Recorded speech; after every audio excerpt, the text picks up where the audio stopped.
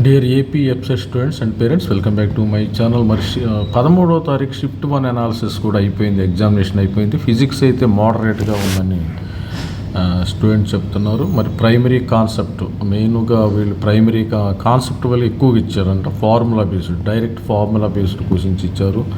Thermodynamic, electrostatics, kinematics నుంచి questions అయితే రావడం జరిగింది. ఓవరాల్గా స్టూడెంట్స్ ఎక్కువగా మీరు 40 మార్కులకు పెడతారు కదా, మీకు ఆల్రెడీ 35 మార్కుల దాకా తెచ్చుకోవచ్చు. 35, 35 ఫిజిక్స్లో మెయిన్ 30 to 35 మార్క్స్ యావరేజ్గా ప్రతి స్టూడెంట్స్ తెచ్చుకునే అవకాశం ఉంది. ఇక కెమిస్ట్రీ విషయానికి వస్తే కెమిస్ట్రీ కూడా చాలా డెడ్ ఈజీగా ఉంటుందంట. పేపర్ కూడా బాగా ఎక్కువగా more from the NCERT concepts నుంచి ఇవ్వడం జరుగుతుంది. అదేవిధంగా organic, inorganic chemistry, hydrocarbons, alcoholic, ఇవన్నీ కూడా పీ బ్లాక్ ఎలిమెంట్స్ కోఆర్డినేషన్ ఇవ్వటం వస్తున్నారు.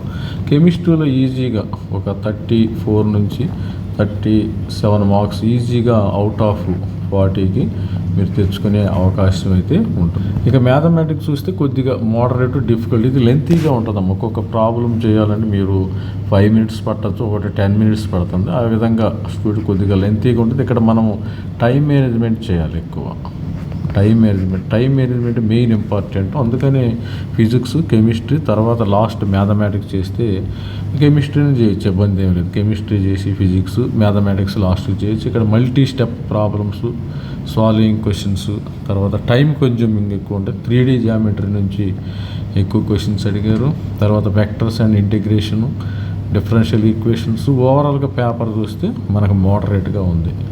ఇక్కడ స్టూడెంట్స్ చూసినప్పుడు మనకి గుడ్ స్కోర్ రావాలంటే 110 నుంచి 125 మార్కులు రావాలన్నమాట. టాప్ కాలేజీలో మీకు సీట్ రావాలంటే, టాప్ కాలేజీలో సీట్ రావాలంటే 110 నుంచి రావాలి. మరి 110 మార్కులు.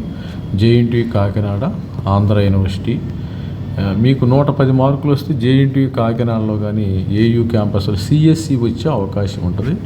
ఇక తర్వాత గాయత్రి విద్యా పరిషత్తు, తర్వాత